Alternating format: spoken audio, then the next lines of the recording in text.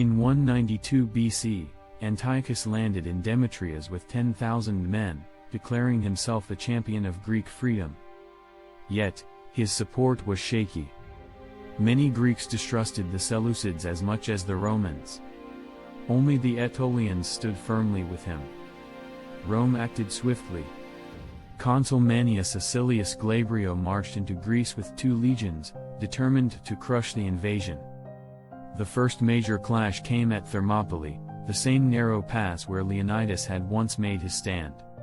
The Battle of Thermopylae, 191 BC. Antiochus, recalling the legendary Spartan defense, fortified the pass. His forces included elite silver shields, phalangites, and Aetolian allies. But Rome had learned from history. Under cover of night, a Roman detachment, guided by local shepherds, traversed the same path the Persians had used centuries before. At dawn, they struck Antiochus' rear. Chaos erupted. The Seleucid phalanx, formidable in open battle, faltered in the confined space. Antiochus fought valiantly, cutting down Romans with his own sword, but the tide turned against him. His army shattered, he fled to Chalcis, then to Ephesus. Greece was lost. Rome strikes east. With Greece secured, Rome took the offensive. In 190 BC, a Roman fleet under Lucius Aemilius Regillus clashed with the Seleucid navy at Myonessus. Despite superior numbers, the Seleucid ships, commanded by Hannibal, the exiled Carthaginian general, were outmaneuvered.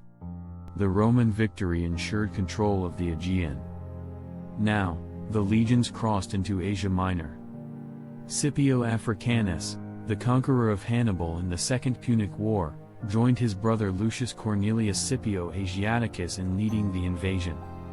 Though officially only a legate, Africanus' presence boosted morale.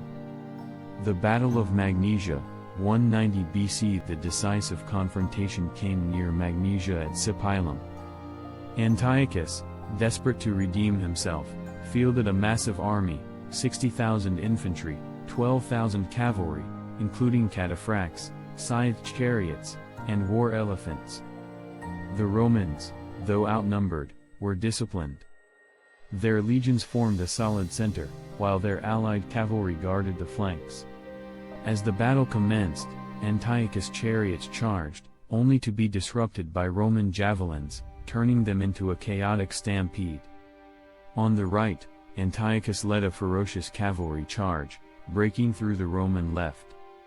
But in his pursuit, he left the battlefield, losing control of the overall fight. Meanwhile, the Seleucid phalanx, advancing too quickly, became disjointed. The Roman legions exploited the gaps, carving into the vulnerable formation. The Seleucid elephants, panicked by missiles, rampaged through their own lines. The battle turned into a rout. Over 50,000 Seleucid soldiers fell or were captured. Antiochus fled once more. The Treaty of Apamea, 188 BC. Defeated and humiliated, Antiochus had no choice but to sue for peace. The Treaty of Apamea stripped him of all territories west of the Taurus Mountains. Rome imposed a crushing indemnity, seized his fleet, and forbade him from waging war without Roman consent. The Seleucid Empire, once a colossus, was now a shadow of itself.